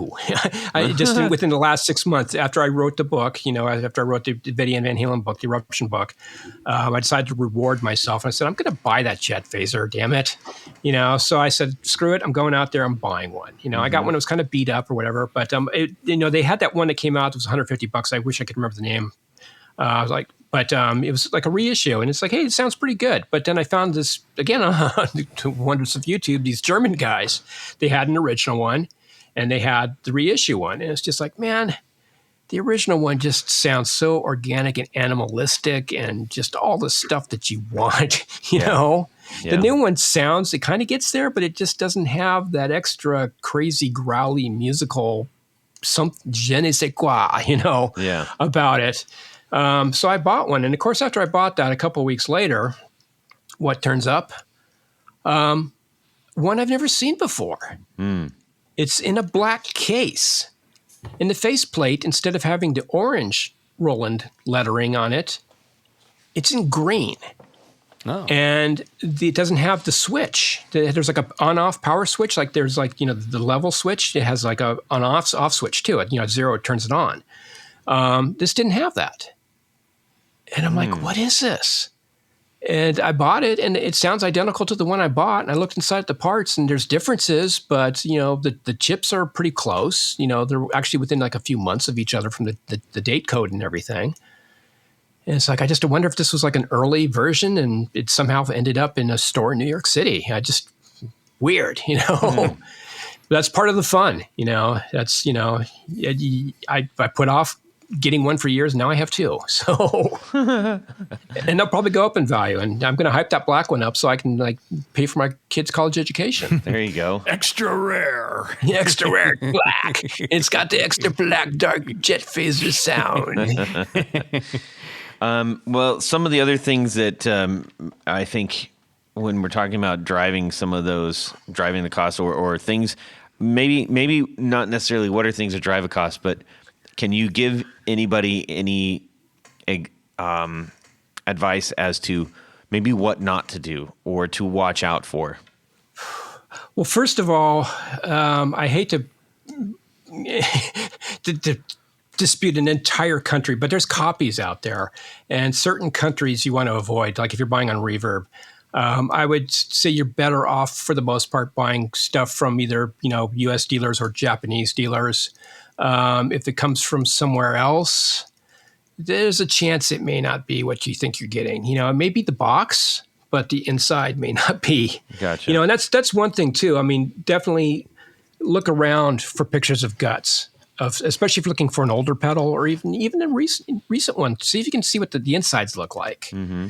Because you can find people out there who are taking stuff and they're just, selling it as this and it's something else entirely inside. Mm-hmm. So definitely that's one thing to look out for. Especially if the price is too good to be true. If it just seems to be like completely underpriced on the thing, and especially if there's no pictures of the inside, or if you contact the seller and ask for a picture and they don't send it to you, then definitely be leery of it. You got to familiarize yourself with, if you can, with, integrated circuit chip date codes are pretty easy to figure out. Just, read some tutorials about that online, figure that out. That's one way, figure out what the types of chips that were used. And some pedals, unfortunately, those chips can be really hard to get. So if something goes bad with it or the pedal actually isn't working when you get it, you could be really screwed. You just may have an expensive paperweight. So if you can, if you're buying from a dealer, that's pretty good. But if you're buying from a third party of some sort, I would probably ask them to, if they can just do a quick, audio demo or something with it for you to prove that it works, just to play it safe. Sometimes you can take the risk if you just get a good vibe about the person or whatever. Mm-hmm. If they have enough of especially again on Reverb, I don't want to keep on pushing Reverb. They're not the only place to buy, or eBay or whatever. But if they have a long history and, good responses, that seem genuine, then, you can feel a little bit more comfortable with it. But on that note, so we know Reverb, we know eBay, and we know Craigslist. Those are the most familiar to most of us. Are there any other places that you think are worth beginning the hunt? Yeah, jguitar.com, but that can be it can be pretty tricky, j-guitar.com. Okay. It's Japanese guitar, basically. The problem is that they don't really have any English translation, and sometimes the Google Translate works, sometimes it doesn't. A lot of times you'll find somebody and they won't ship to the United States. So, you could have them ship it to a third-party shipper, but that adds to your cost. It's because you have to pay shipping twice, basically, on that. Well, if nothing else, you can kind of see what are some things that are out there that you can, if it does interest you and it seems to be an impasse, you can look for it elsewhere. Definitely. And I would also recommend, again, TC Gaki. Boy, I'm trying to remember the name of the guy there. He's actually on Sano is the guy's name over there. Send him an email. Tell him you're looking for something. Uh-huh. Like if you see something on J Guitar and they won't ship it to you, just say, hey, if one of these passes through your shop, can you let me know? Okay. So those guys are great there. I can't speak highly enough of TC Gaki. As I said, I've bought a ton of pedals from them. I bought probably about a dozen guitars from them over the years. Wow. Just love them to death, and just cool, fun stuff, and they just, like I said, they might love you more. Yeah, true. But they're very proud, though. They like I said, most of these guys all came from the Japanese guitar factories that work there. So they love it when, Westerner shows up and just totally into Japanese guitars and pedals. Oh, that's cool. Yeah. Well, this has been highly informative. And I know that, when you preface this at the beginning, and actually when we were talking about this offline, you gave us basically the elevator ride to the, what's the tower, the Nagami Tower, the from Die Hard. Oh, right, yeah. Crash and burn. That was the long elevator ride version of, like, let me tell you about the pedals. I know that there is a ton more that we can get into, but it's 101 for a reason. So please don't think that this is the complete story. But I haven't even mentioned half of the. I mean, I mentioned maybe, just again 101, just some of the top level of the pond here. Right. We're getting to the tadpoles, and all that stuff. So it's we're not getting into the plankton just yet. So this is 101 part 1. I guess so. Maybe, yeah.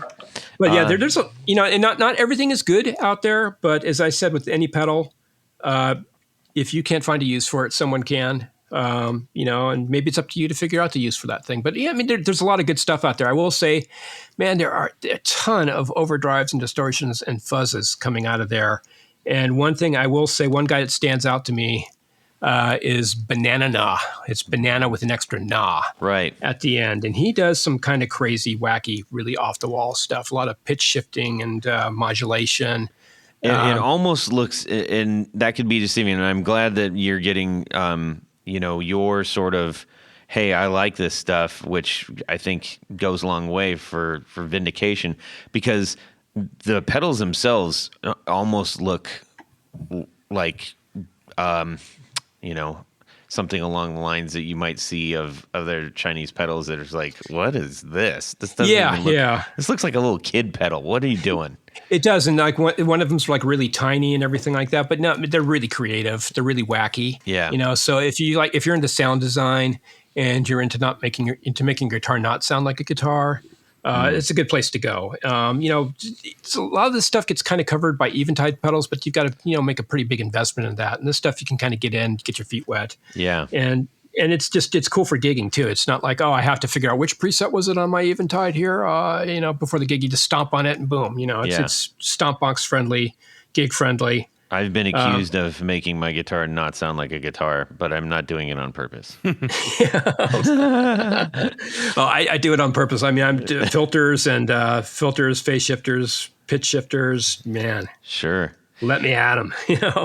Well, man, this has been great. I'm so glad that we did this, and I am, my wheels are already spinning on, what are some other 101s that we can dip into your knowledge base and all of your expertise that you've gained over, 20 plus years of being involved so deeply into the gear world and really digging in and caring about it and liking it and loving it. Let's just say that. Obsessed with it. Yeah, for sure. I know that we'll have questions, I'm sure, sent to us. So yeah, if get excited, get out there, get informed, get some pedals and whatever else, and start having fun. But be careful. Don't throw all your wallet at it just yet. Yeah, just get your feet. Definitely try some stuff out. You can go down the whole deep, and some of the stuff is really expensive, and a lot of it's worth it. A lot of the stuff is expensive for a reason. That's the thing. Again, Free the Tone. Gosh, you want to talk about? There's a pedal that he has that looks like just it's like green and red LEDs, and it looks like the mad scientist of Eventide. I'm trying to remember what that pedal's called either, but that's another great one. Expensive, but if you're, it costs as much as an Eventide pedal, so it's worth trying that to have something a little bit different than the guy who went to Guitar Center and got an H9 or whatever. Right. Don't be afraid to get your feet wet. I would again stress buying either from a reputable U.S. dealer who distributes it, or somebody who's bought one and brought it back here, or from Japan. Some of these other countries can be, like I said, a little dicey. Not that it's necessarily bad. There's some honest people everywhere. Yeah. There's honest people everywhere, but there's also some of these countries, there's people who just spend their time, making something pedal trolls. Pedal trolls, yeah, and it's it's got the right looking box on the outside, but the inside's not right at all. Yeah, cool. And that's the thing. Get to know what these things look like. Look for pictures online. Look for the circuit board. Know what the parts should look like, and go from there. Sounds good. And if you find something cool, let me know too. Excellent. Well, this has been a super blast, and I know what I'm going to be doing after the show tonight. Continuing what I've been doing during the show. So in the meantime, though, we are going to hop in the old El Camino and swing over and grab Jared because he's got a fantastic Would You Rather for us. Don't you, Jared? This week's Would You Rather is pretty good. It's pretty good. It's well, first let me do this. Would you rather? John Esterly sent us a Would You Rather. And I like the way you wrote this. This is different. It's kind of like it's pretty different than usual. So you're watching TV late at night. And you fall asleep. Your subconscious gives you the opportunity to play guitar in a band on TV. Ooh. But the problem is, you are watching Disney Plus. So your options are limited. So would you rather play guitar with the Muppets band? Dr. Teeth, the Animal, and the gang, or... I'm sorry. Miss Piggy is also the lead singer of that. So that must be the bad part of that whole deal.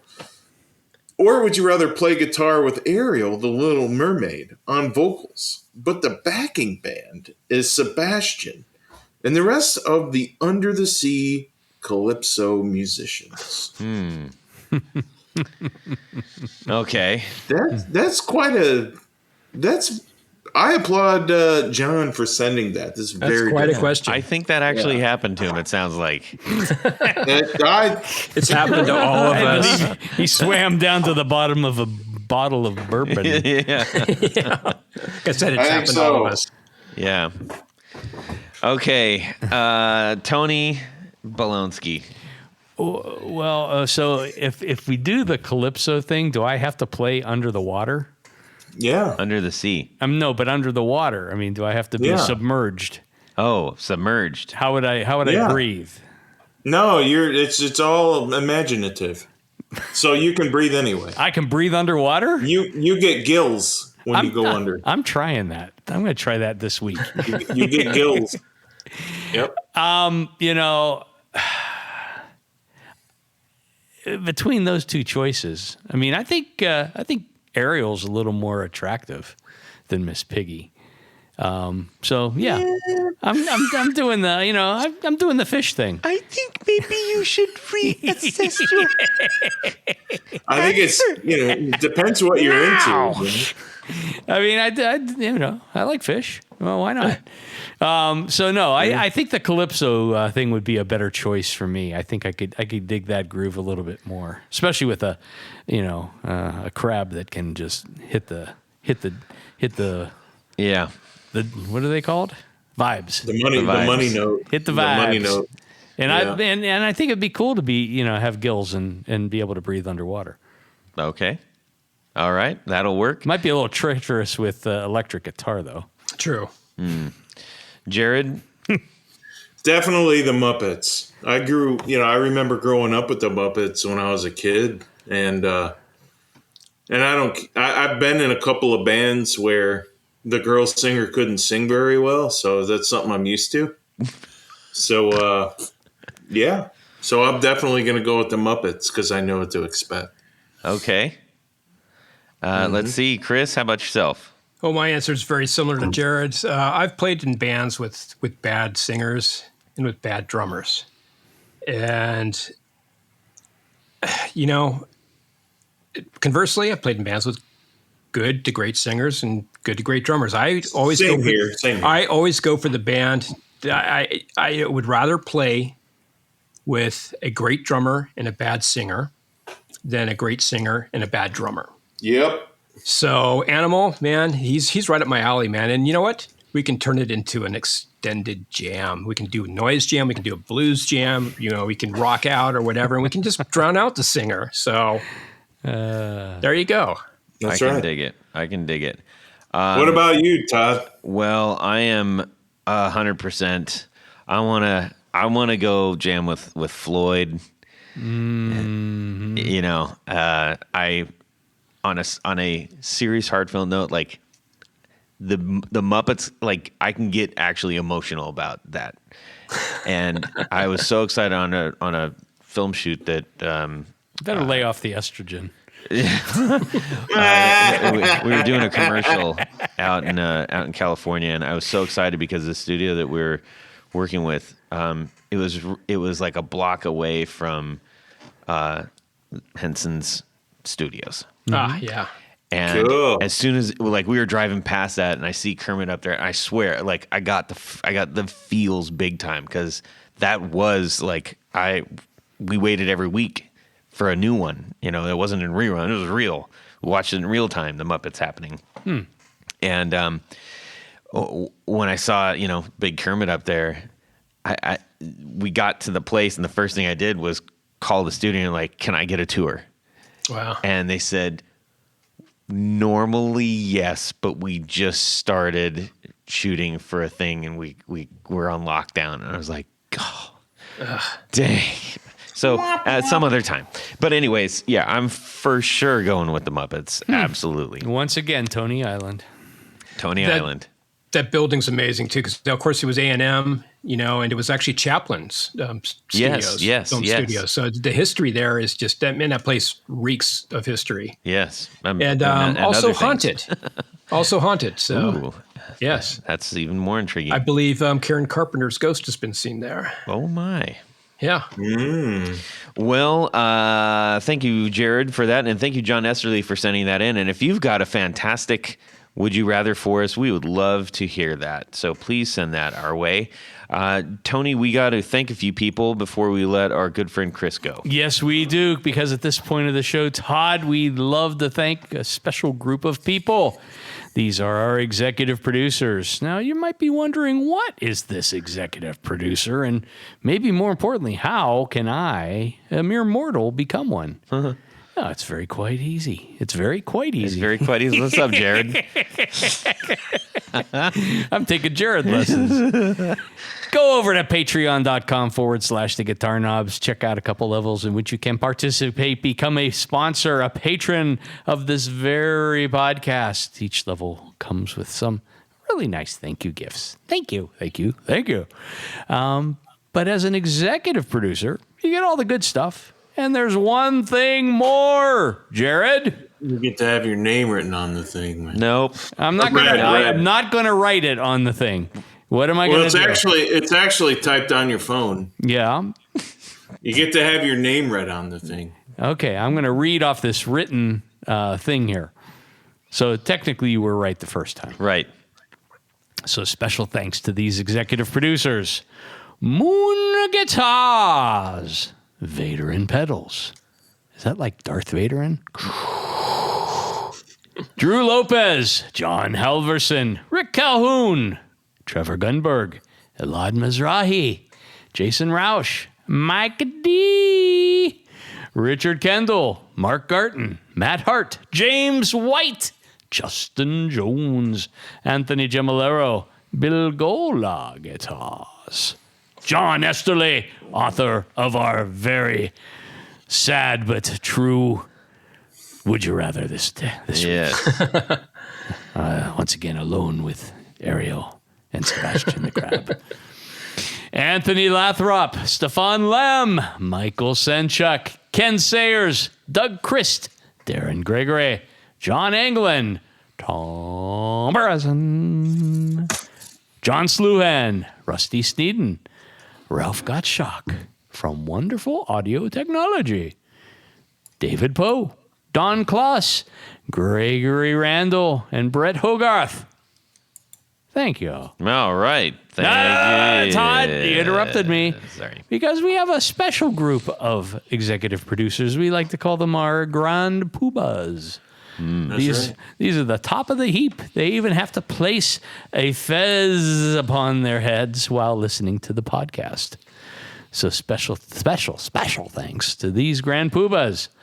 Tommy Manasco, Ricardo Igareda, David Kaminga, Brandon Wown Pickups, Hex Matos, Michio Murakishi, Bob Crouch, Jack Cadian, Sam Jett, Tyler Rhines, LSJ Music Company, John Williams, James Pennington, Adam Johnson, Steve Keys, Cody Foster, Science of Sound, Brian Robison, Jonathan Jerusik, Corey Nigro, Michael Van Zant, Tim Nowak, Jonathan Daly, Martin Cliff, Sean S.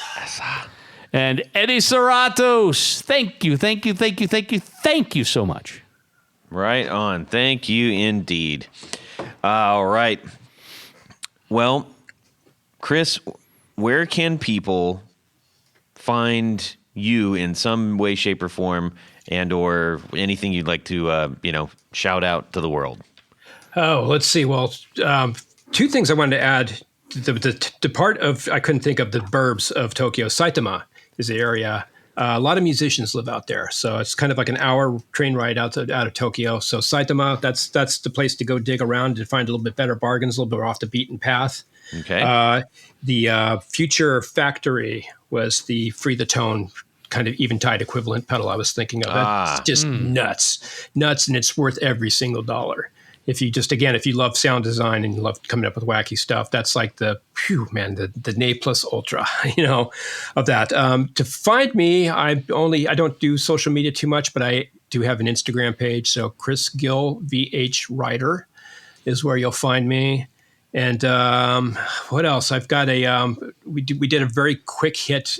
Brad Talinsky and I just, my co-author of that book, we just did actually a quick hit of The Who.